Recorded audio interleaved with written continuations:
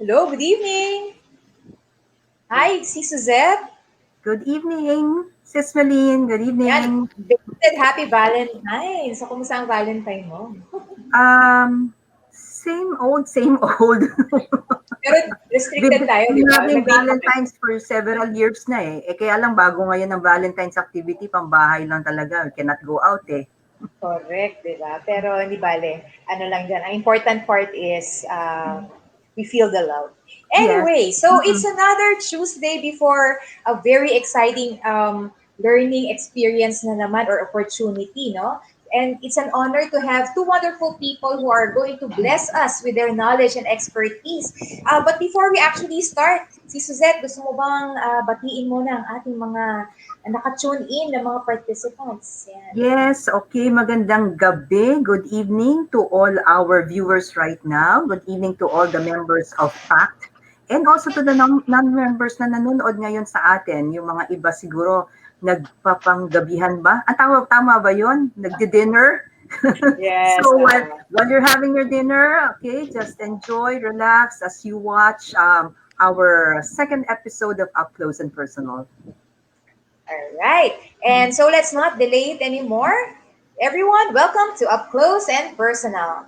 And at this point, di ba, I'll be introducing to you, no? Hindi na to bago sa akin kasi nagkasama na kami last year. We are part of the PAC membership committee. And as far as I know, this guy is so hardworking, napaka-creative, and palagi siyang, kapag kailangan ng action, yun, I can call him an action man. Anyway, so just a quick background, no, of our first speaker. He's the founder of Perfect Start Coach. He's an accredited speaker and trainer at AIB Training and a business and marketing resource person, as well as a leadership and motivational speaker. He's also an infopreneur and online marketing strategist. No, he's a certified practitioner of DISC personality profile, or what we call DPP, as well as profiles personality indicator, or PPI. And ito pa, he's the author of Growth Chains na i-discuss natin later on kasi I'm really excited, no, to know more about this book. He also conducts leadership and management workshops, communications and marketing workshops, as well as a motivational speaker. He's a consultant on strategic marketing for business, for corporate branding, website design, and online marketing. He does project management and events management. So, without further ado, I welcome Mr. Marvin, Marvin, binigyan ng bagong pangalan, Mr. Malvin Dinlasan. Nagduda tuloy ako kung kilala kita. Hello, good evening Hello, sa inyong sir. Good lahat. evening. Yes. Thanks for having me, Meline and Suzette. Hello, Leora. Hello po. Hello. And Miss Suzette? Yeah, and our introduce our next guest naman, she's a professional nurse and midwife, a former overseas Filipino worker in the Middle East, marketing specialist for coaches. She's also social media strategist in Sports Planet, social media manager in Rubik's Sales Company, and the most important role of all, a mother of two lovely kids. Yeah. So let's all welcome Miss Leora Cornelio. Yes. Hi, Hello. Hello, Liara. everyone. Hello po. Hello sa lahat na nanonood. Good evening and thank you for having me here. And again, good evening. Ayan. So, dun muna tayo sa getting to know. I'm just really curious, no? Ano ba kayo in your past life before you came into this business? Ano ba tayo? No? Alam ko si Liara meron ng binigay na pahapyaw si Mrs. Suzette, but can you expound on your background from before? Yes. So I'm used to be a nurse. Graduate ako last 2009. So palipat-lipat na ako ng work as a nurse sa iba't ibang hospital, nag-caregiver din. And then until one year to 2013 nang I decided to work abroad sa Middle East po sa isang military hospital. So Yes po. Because of, alam niyo na, as mga, I have two kids and syempre, for me, working abroad is opportunity.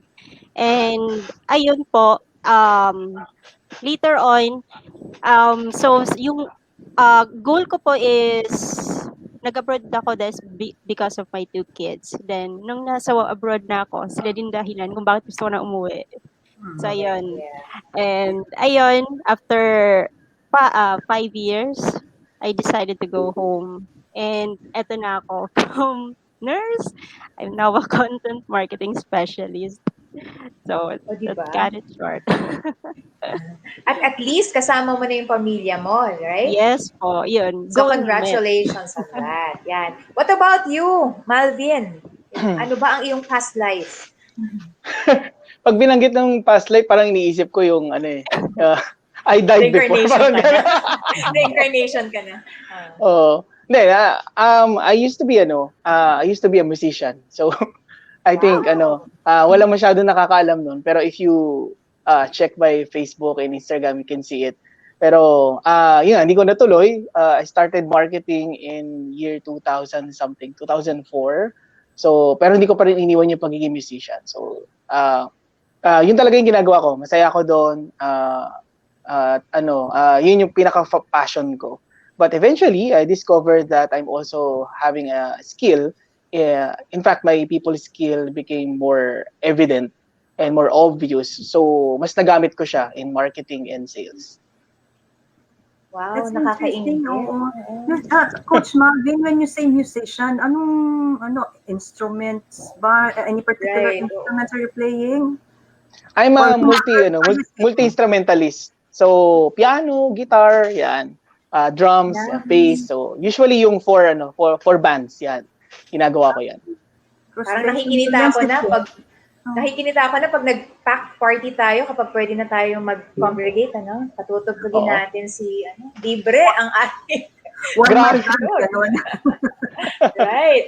Ayan. So, being a nurse and then being a musician from before, what prompted you to shift into the field of expertise that you are now, yung ginagawa natin ngayon, di ba? Ano yung nagdala sa inyo dito? Would you like to, Sino mauna? ikaw, Ah, Malvin, ano sige, lang? sige. Siguro because of the experiences that I have and the influence of those who are in my circle. So eventually, I discovered meron akong mga mentors. So nakita ko paano nila ginagawa yung stuff nila. So parang nainggit ako or nakita ko na, uy, pwede to at saka maganda. So hindi naman nawala kasi yung pagiging musician, but something in life kasi you will discover that there are also things that can make you money, parang can give you money, at the same time you're happy, and at the same time hindi mo naman naiiwan yung gusto mong gawin. So nag-shift ako into marketing and sales and then communications, business development throughout the years because of my exposure to multiple companies and startups. So dun ko na-discover na I can still do more than playing music. Yes. What about you, Liara? Yes. So bale in my fourth year na po sa abroad, it was 2016 na.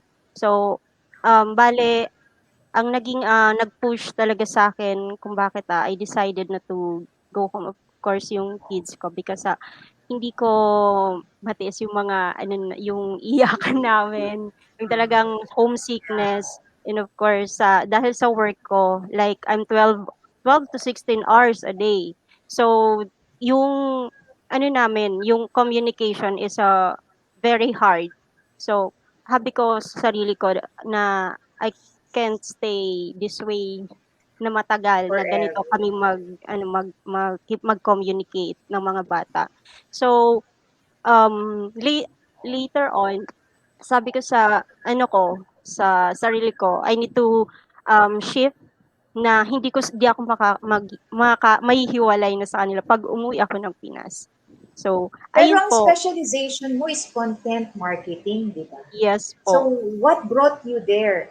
Kasi if I remember, ako'y batang 80s, 90s eh. So when we talk about content marketing kasi, normally it's not for everybody. It's more of like yung mga tao na nasa advertising industry, wherein yung mga byproduct nila or yung mga result ng kanilang mga kinreate is manifested or reflected sa mga newspapers, television, radio, billboards, pero not the way it is right now. So paano ba yung naging transition mo? Mm. Did you experience any challenges shifting from nursing to this field? Yes. So, bale po, opo, may challenges ako kasi hindi ko, wala po talaga akong idea about content at first. So, but then before, mahilig din akong mag-drawing, magbasa ng mga ibang books. So, and then, when said na uuwi na ako, I already checked sa mga websites and suddenly may nagpop up sa FB ko something about like this working from home or syempre yung nakaka-catch sa'kin ng attention na hindi, you will stay, working lang sa bahay with kids. So dun, and, what I did is, binasa ko yun kung ano-ano-ano and then nang na-catch sa akin is about ano yung skill. So, dun ko nakita yung, social media. So, sabi ko parang madali kasi as an OFW wala na kami ibang ginawa 'pag talagang free time, YouTube, then Facebook, Instagram, gano'n. So, that is a very, basic na ideas ko sa social media. So, ayun more tutorials, nag-invest din ako sa mga iba't ibang, courses o mentors to lalo kong maintindihan about the social media. So until I found clients from social media mismo. So I created I optimized rather ang Facebook ko and at first mahirap na mag-post araw-araw. So ang ginawa ko ay I followed what others are doing na magaling sa ano nila, sa pag-create ng content. So, yun na yung naging ano ko, kasi sabi nila if you want to be successful fast, you need to follow those people who are doing it right now na mas Yeah. na madali. So, okay. So, ayun po, yun yung inano ko, so ginaya ko yung mga mga known personalities, Gary Vaynerchuk po, ano pa yung mga inano nila to optimize. So ayun naging palagay na ako sa skill ko and sa social media and then hanggang yung content is kasama na rin sa aking trabaho. Then later on every time na gumagawa ako ng para sa client ko, they always find it very satisfying. So hanggang sa naano ko na lang, can you create something for my other company? Oh, I referred you to a friend. So ayun, hanggang sa sila na. So bali yung naging way ko to get clients is from my work na, hindi dahil sa kung ano yung experience ko. So pinapakita na nila yung ginagawa ko. Then that's it. So bali yung content yung nag-drive sa akin. And then sabi nga nila, you just stick to your one skill. Kasi pikit mata ano mo yan, maipapakita mo sa kanila because that's your skill. Expert ka na dyan. So, until now, yun ang ino-offer ko sa kanila. And then, social media is really a part of it. So, ayun na, package na siya. Si Okay. Suzette, meron ka bang Alright. tanong? Yeah, let's move naman to Coach Malvin. Coach Malvin, kasi can you tell us more about itong book mo? It's pretty interesting eh. This is my book. Yeah. May cover. The title is Growth Chase. Yes. If you ask no bakit Growth Chase kasi through the experiences that I had, I think maraming naipon na experiences, quotes, and things that I learned. And for me kasi parang ang hirap niyang hanapin sa iba't ibang resources. For example, a book or articles or something. So, sabi ko, bakit hindi ko nalang isulat? So, nung sinulat ko siya, it took me at least very minimal time kasi nga parang naipon siya. So Growth Chase is a product of my experiences And it also says that growth is an endless chase.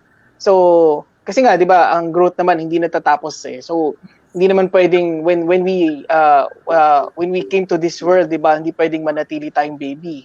So, kailangan mag-aral, elementary, high school, hanggang maging college, and then you get to work, you get to own a business or something. So, growth is inevitable.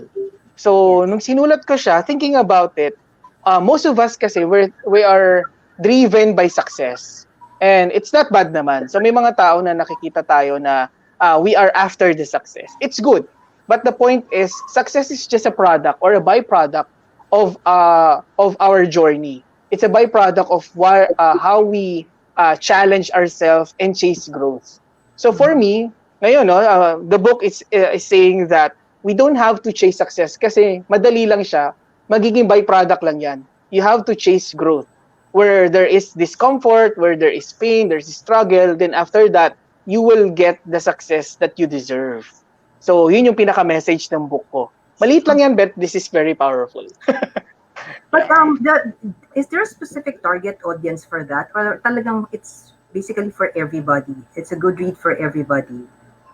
Well, if we want to narrow it down, I think I'm talking to the people or the readers that they would like to chase growth or they want to make things happen.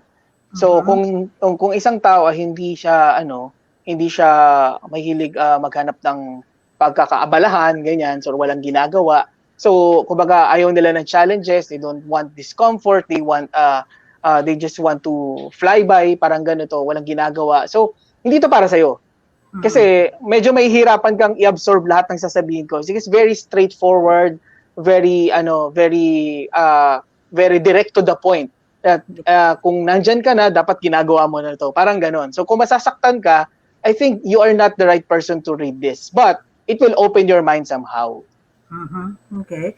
But book writing itself, kasi pag sinabing book writing, parang intimidating eh. Parang mahirap gawin. Is it really mahirap?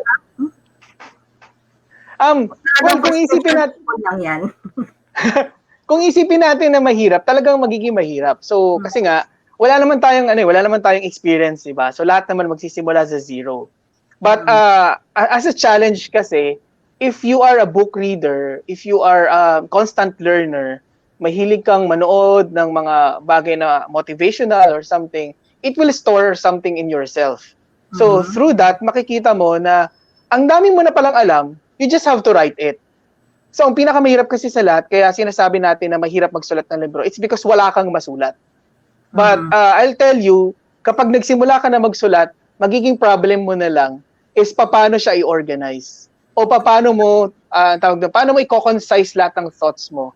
Kasi I think the moment na you grab a pen and then you write or a laptop tapos magsimula kang magsulat, hindi ka matatapos at marami kang gustong isulat. So, kaya parang yun, it's a fear of writing. Pero once you get it done, once you start it, makikita mo, hindi ka matapos-tapos sa pagsusulat. In fact, baka gusto mong perfectin ito. Parang gano'n. So, it's just experience. There's a process that you're following when it comes to book writing. May ganun na ba? Process? Well, there's a process, of course, kasi lahat naman may process yan. But the point lang is, one thing is kailangan isulat mo muna lahat and then after that, tsaka mo siya i-organize. Kasi the moment you think about organizing it the first time, dun ka magkakaroon ng writer's block, dun ka mahihirapan, di ba? Thinking about what are the experiences I had before, ano ba yung dapat sabihin dito, where in fact, dapat talagang isulat mo lang siya so that marami kang content na pwedeng i-edit, marami kang content na pwedeng dagdag, marami kang content na dapat ayusin. So, it's better to write as long as you can, rather than don't start writing. So, Sis Millie, there's a similarity when it comes to the content kay Correct, yes. Miss Leora also. Kasi in the case of Miss Leora, is a content, being a content writer, iba naman ang approach dyan, isn't it? Meron somebody has to have technical skills para, matutunan ang content writing. Yes, so with content writing naman, I have also every I think every content specialist have their own strategy. So as for me, I always start with my goal. So for example, my client would ask to create for brand awareness for the company. So yeah, it always starts with the what is that is our objective to have this awareness. So what would be the next? We have this timeline, and then we have this set of goals. Is it for week or and for or even for a month? And then the last thing is we should learn the language of our audience. So um yeah, if we are going to sell a product or if we're going to talk to the audience, so dapat ganun kami eh. Ganun kami sa harap nila.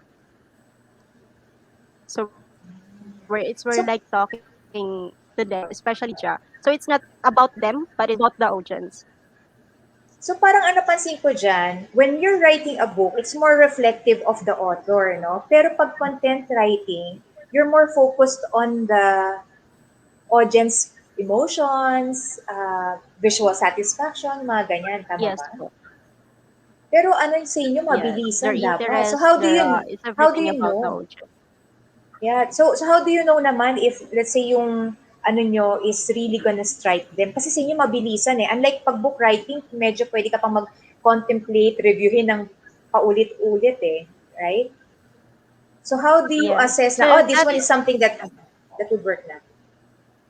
yes. So that comes now yung market research.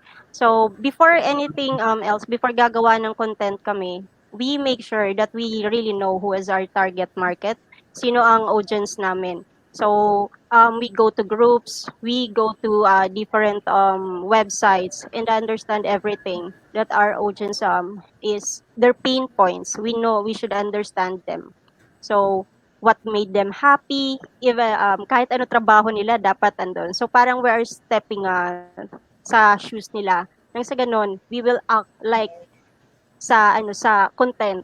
So pag binasa nila, hindi parang yung mafi-feel nila na ay na ako to. Yun yung ano nila, yun ang mararamdaman na akong kinakausap ng content na to. So yun dapat yung impact. Yeah. I'm sure there's a lot of people who's also interested in writing a book or pursuing content marketing, especially sa panahon natin ngayon na kung saan we're talagang, alam mo yon, confined sa bahay, no? Preferably hindi tayo lumabas, di ba? So magandang mga, ano yan, parang, kumbaga shift of career, right? Pero ang nararamdaman ko dyan is marami ang natatakot to actually start. Why? Because probably they're not too confident on how they write. Siguro hindi masyado confident on how they can express themselves. So ano yung pwede nyo ibigay na tips dun sa mga tao who aspires to write a book, who aspires to be a content marketer? Ikaw muna, ladies first. Okay. So for me, of course, the very ano talaga first thing to do is to change your mindset. So it always starts from what you think about yourself. So kung iisipin mo na ay hindi ko yan alam, na hindi ako na baka mahirap yan. So kung anong feed natin sa mind that will maneuver sa ating sa katawan. So that is the very first thing. Change your mindset about it. And then later, and then next, you must have, so if yung content, like me, yun talaga ang naging gusto nyong skill, so start to work on it. Alamin nyo kung saan na pwedeng magkaroon ng more ideas para maging expert kayo sa pagiging content writer or content specialist. So we have lots of ano naman mga YouTube or other websites or even courses, paid man siya or free. You can pwede mag-enroll kayo muna doon or mag-subscribe para lang maintindihan. So, and then later on, always write and read books. Yeah, so anything that you read, isulat nyo. So every day is just like I have my own journal. I always write anything na ano ko na kukuha ko sa mga binabasa ko. So I have nung una wala akong hilig sa libro eh, but na yung mga librong ano, mga self-help or kaya mga strategic books. So now, lumadami na siya, ang dami na. So that helps a lot para magkaroon pa ako ng ideas on how to create attractive content for my clients and also sarili ko din. So ayun po. Yan. So, ang dami namin na pick up sa'yo. What about you, Malvin? Anything to share? Well, I like what Leora said, no, kasi it's also the same process. So sabi niya, you have to read books, ganyan. So in order for you to become an author or to be able to write your own book, of course, you need to be an avid reader. So at least 1 or 2 books in a month, ganyan. Tapos iba't iba, pwedeng novel, pwedeng self-help. So that you can find your niche. And then second is you have to start writing. So while you're reading, you have to start writing. So I'm also glad she mentioned about journaling kasi I also run through that process eh. So I went through that process na nagjo-journal ako every day. Sinusulat ko kung anong nangyari sa buhay ko, ganyan. Hanggang ngayon, walang nakakalam kung ano nakasulat doon. So, but it enhances your writing, di ba? Your writing skills eh. Until na ma-develop mo siya. And then, you will discover from writing your journals, you can write articles, short articles, 100 something words or hanggang 200 or 1,000 words na, ganyan. Hanggang sa it becomes a blog, and then from the blog, it becomes a whole ebook, and then you can develop your own book na. So, if you ask me about the process, dun yun nagsimula. So, from short writing hanggang sa maging long na siya, hanggang sa maging book na siya. So, it's part of the process. But I think I have to encourage everyone that you have to start small and then enjoy the journey. Kasi ano yan eh, yun yung pinaka maganda sa lahat. Enjoy the journey, enjoy the writing. Don't worry about the bad grammars. Don't worry about how to express yourself. Just write and write and write. And then time will come. I believe that you can improve that. And then later on, you can publish your own book. Yan. It's possible, guys. It's possible. Yan, sobrang helpful lang yung mga tips, malamang-lamang. Si Mr. Homer Tayam Olfindo, si Sir Pepot Garcia, ang ating very own Vice President, si MCV, si Mr. Joel Esguera, and Miss Bel Solomon Caraig, pati yung president natin who are actually tuned in. Ang dami nilang na-pick up, no? I believe si Suzette, do you have any follow-through question? Yeah, kasi diba right now, you guys are like really doing a lot of workshops and trainings, and yung kung ano yung mga endeavors nyo right now. Is this what you would like to continue doing for several years more, or meron pa ba kayong mga aspirations ninyo? Ano pa ba yung mga dreams natin in life? Let's start it off with Miss Leora muna. Yes. So, yes, meron na po ako talaga ang mga, syempre gusto rin natin na laging pa-level up. So, one day I want to have my own company. Yes, that magkaroon ako of course with a team of content writers, content specialists. So, I want to pay back my skill. Gusto na hindi to lang basta sa kung pwede to sa lahat. Yun ang gusto kong message na iparating na you can be a writer, a content specialist, or anyone na basta may skills kayo. So you don't have to even know without experience. So this is possible. So I want to create that company or someday to give back. Yeah. That's nice, no? At least ma-share kung ano yung what we know, sharing it to everybody. That's Yes. very nice. Kay si Coach Malvin naman, ano pa ba ang mga dreams natin in life, Coach? Well, ako naman, I just have to continue what I'm doing. So what I have started. So just before the pandemic, I was able to organize a short talks and then small group talks yan. So with the Perfect Start Coach. So I think I find fulfillment in helping people, motivating people through my talks and also through the book. So I guess the long term will be just reach more people from the Philippines or probably abroad, so that, and even Filipinos, of course, so that they will be inspired and continue to pursue what they want in their life, and also be inspired also with my writings. And long term siguro will have at least 5 to 10 books in my lifetime. Yeah. So as long as kaya ko, di ba? And Mhm. there are people who are motivated by what I do. So I think that's long term vision of what I will do. Malvin, tanong ko pala, where can we avail of your book? Alam ko ako, nag-order na ako sa'yo. Siyempre, gusto ko merong, remarks from the author eh. Pero, where can they purchase your book? Yeah, you can purchase my book at www.perfectstartcoach.com/growth chase book.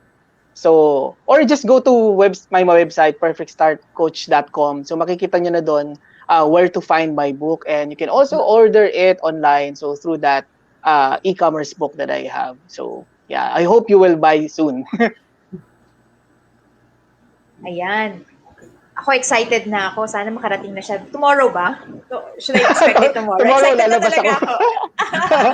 Ayan. So, at this point, while listening to you guys, meron akong takeaway na nabuo eh. Di ba? Parang, you started through research and then meron ring duplication, di ba? Because from what you've gathered, you applied it also to your chosen field, di ba?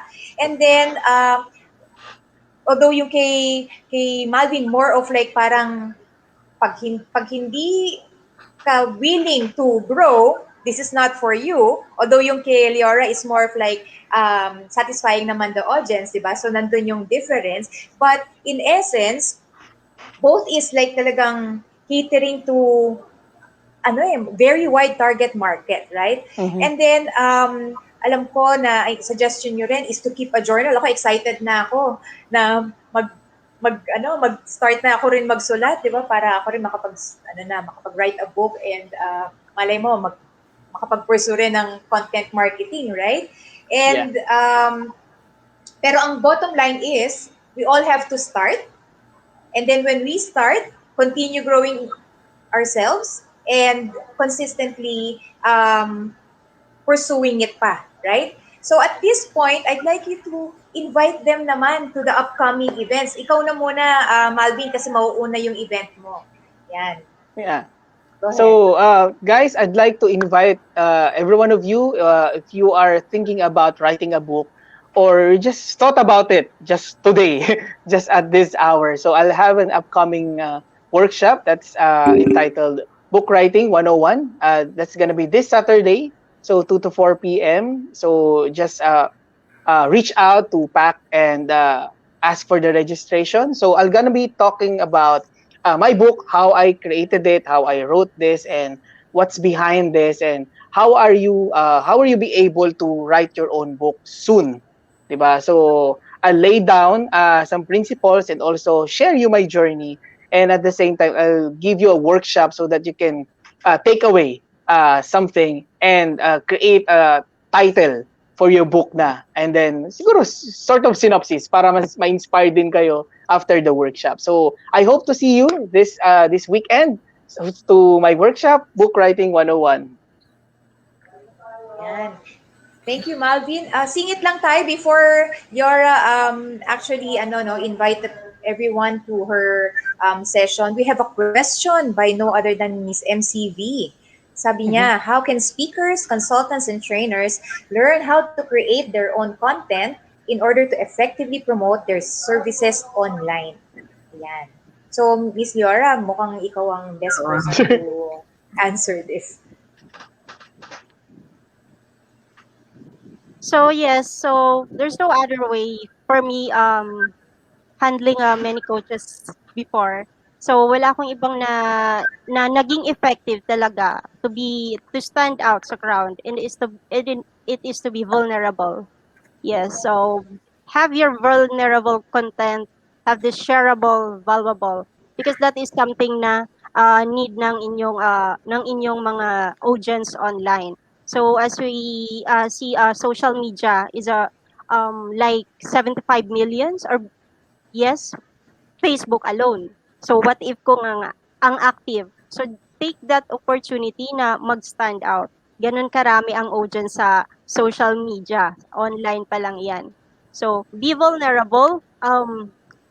Show that you have something to give sa kanila. It's a providing value. What's in it for them para panoorin kanila. Yun ang yun ang catch talaga doon. So, yun po. Okay, Yan. thank you. Um, do we have another question, Mrs. Naline? Yes, I think there's another question, but this time for Malvin, no? Again from MCV.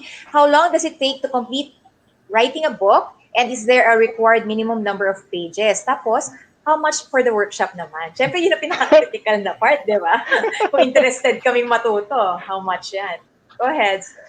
Okay, to complete a book. So it depends on your purpose. So it starts with your purpose, sino yung audience mo, and how do you want them to understand what you want to convey.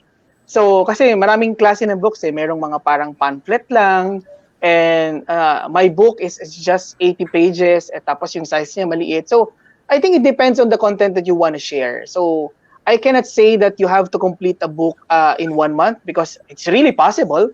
Diba? It's really possible. And some writers, they write their first book for within 3 years. So it really depends on the purpose and how you would like to make it happen. So, and then minimum number of pages, wala naman I guess wala naman. So if you can call it a book at least for 50 pages, 10 pages per chapter or something like that. Basta marami kang finiflip, I think it's a book already. So hindi lang siya parang pamphlet or something. But yeah, it depends on your purpose. And then for the workshop this Saturday, it's only tama ba 999 for non-members for PAC, and it's just 499 for PAC members, for the members of Philippine Advocates for Consultants and Trainers. So you just imagine the difference, and I think this is one of the wonderful workshop that you will ever be.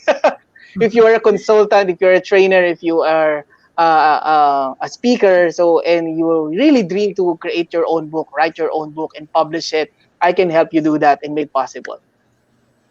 Yan. So for again, no, for 999 for non-pack members, we can already enjoy the workshop with you. Pero syempre, iba pa rin ang advantage ng magiging pack member because Yes. 499 lang, di ba? Kapag member ka ng pack, at hindi lang itong workshop na to kasi for the rest of the trainings available, palagi tayong discounted. So I like that. Yeah, Ayan. of course. Super love that. Yeah. What about you, Yara? Would you like to invite them to your upcoming event? This will be on so February 27 po. 20. So, Yes. hi everyone. So, kayo ba ay nakakarinig ng mga crickets sa inyong mga content sa social media?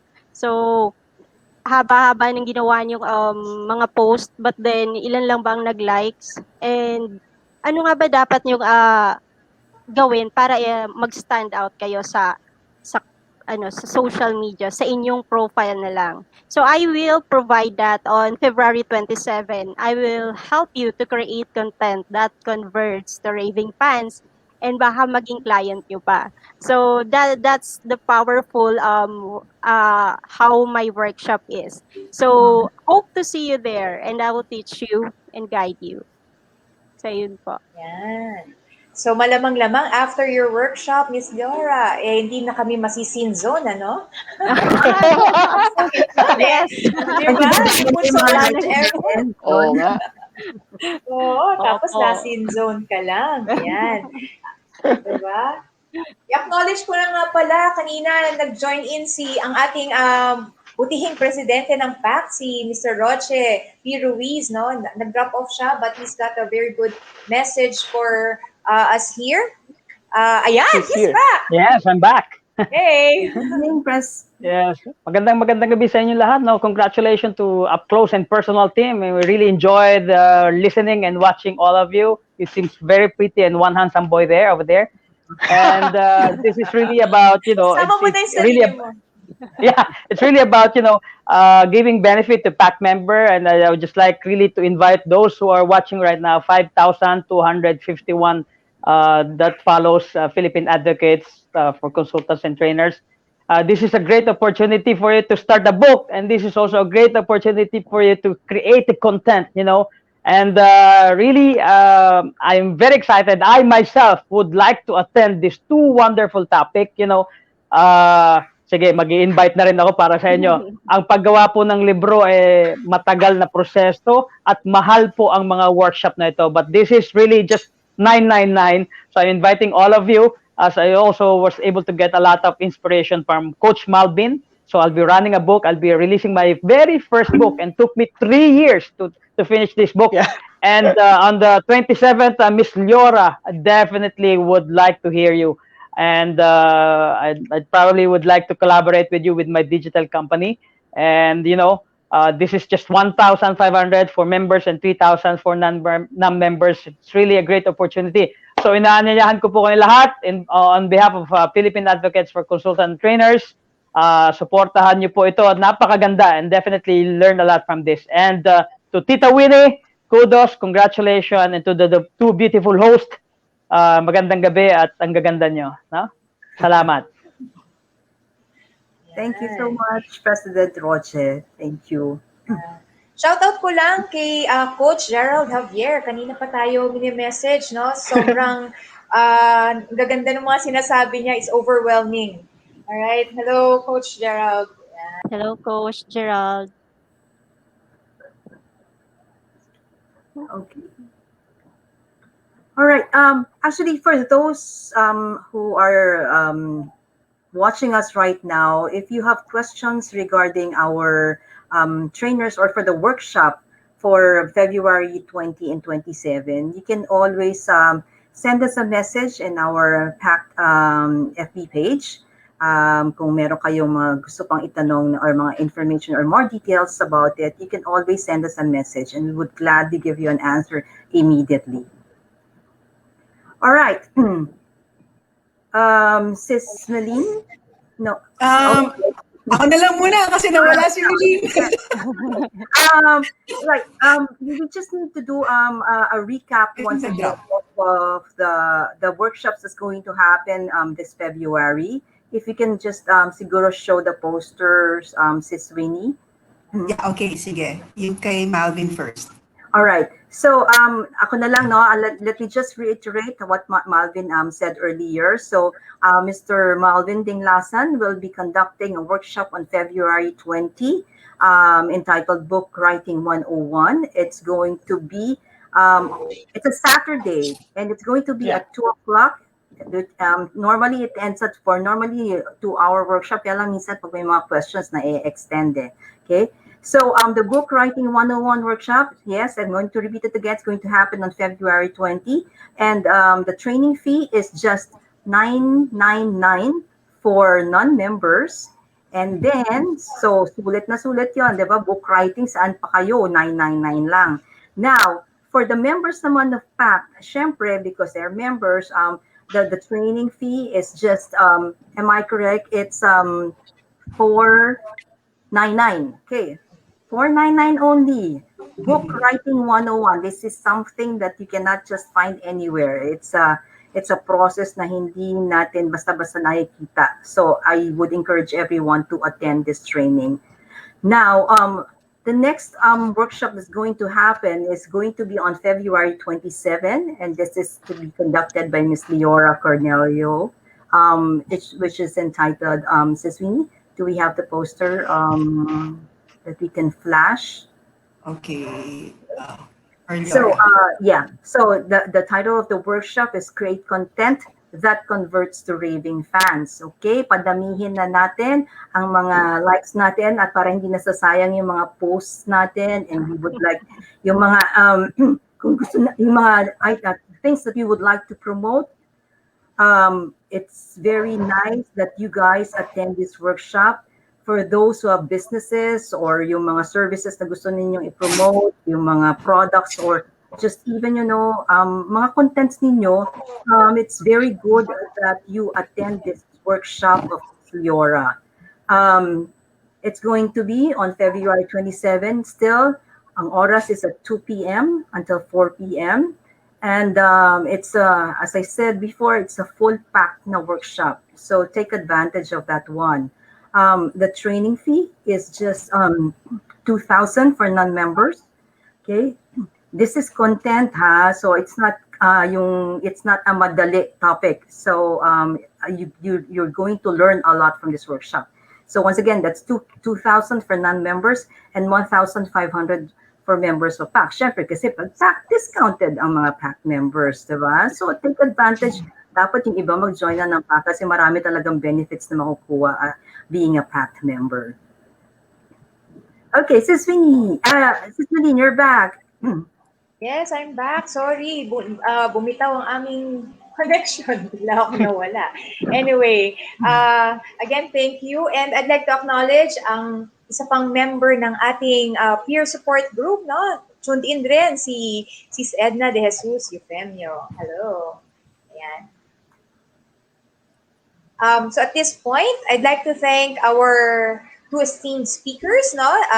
Mr. Malvin Dinlasan and Miss Leora, for gracing us with your presence and sharing with us yung pahapyaw, patikim, no, on what we are going to expect in these upcoming events. Ayan.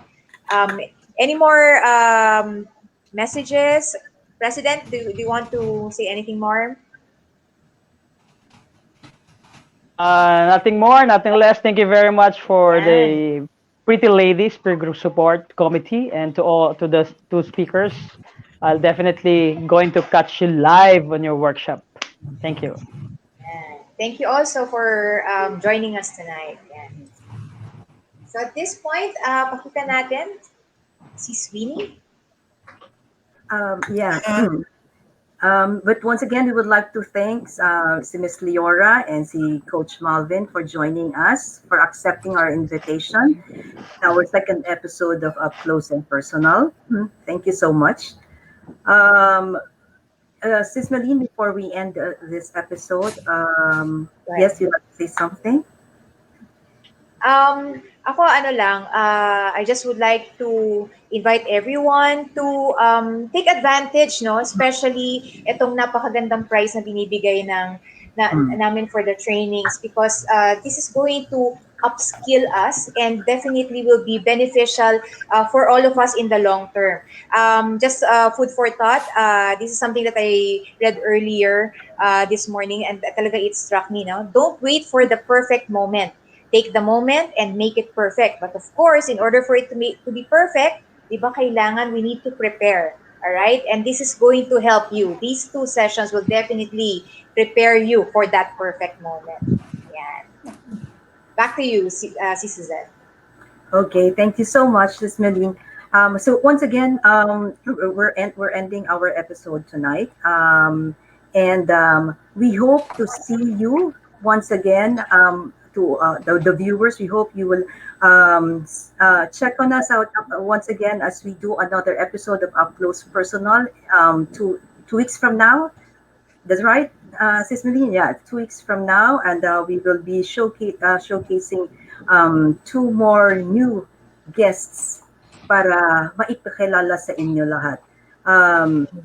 Yes, so si Suzette, thank you. Acknowledge rin natin, yung mga tao behind this trainings. So I'd like to acknowledge rin our Vice President, si May Sevilla, for spearheading and doing all the organizing, pati yung paghanap ng ating mga valuable speakers, diba? It's actually her group who manages that, and salute to you, ma'am. Yan. Pati yung everybody behind the scene who may not be mentioned, congratulations for your hard work always. Ayan, sige. So, mag-goodbye na tayo sa kanila. Yes. Yeah, before we say goodbye, sige. Ikaw na, Pres. Okay, so before we say goodbye, when the business is down, it pays to advertise. When the business is good, you must advertise. And with that, we're gonna leave you with an invitation to really join this wonderful organization. So with that, good evening. The video is coming in. Magandang gabi sa inyo lahat. thanks Coach Malvin, Coach Leora, and to the beautiful ladies, Winnie, Suzette, and Milene. Congratulations. Bye. Thank you. Thank you. Bye. Consultants, Speakers, coaches, mentors, facilitators, and trainers out there. Were you badly hit in 2020?